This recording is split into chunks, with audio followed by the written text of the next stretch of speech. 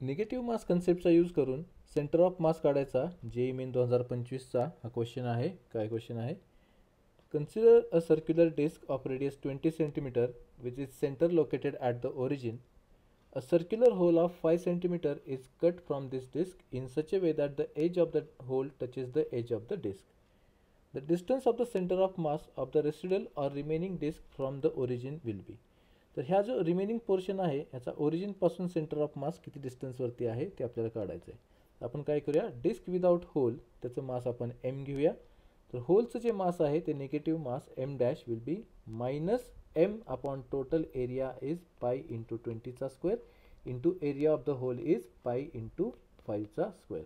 तर M dash जे आपल्याकडे येते ते येते -m/16.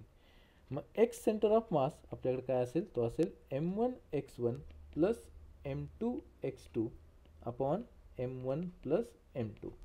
m1 इथं आपल्याकडे आहे m, m2 आहे m dash which is -m/16.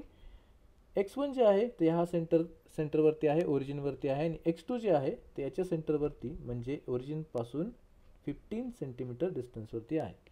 तर एक्स सेंटर ऑफ मास आपल्याकडे किती येईल, तो येईल m into 0 minus m/16 into 15 divided by m minus m/16. तर एक्स सेंटर ऑफ मास आपल्याकडे किती येतोय, तो येतोय -1 सेंटीमीटर. म्हणजे एक्स सेंटर ऑफ मास जो आहे तो इथं आहे आणि हे डिस्टन्स आहे 1 सेंटीमीटर. तर ओरिजिनपासून सेंटर ऑफ मासचं डिस्टन्स आहे ऑप्शन डी 1 सेंटीमीटर.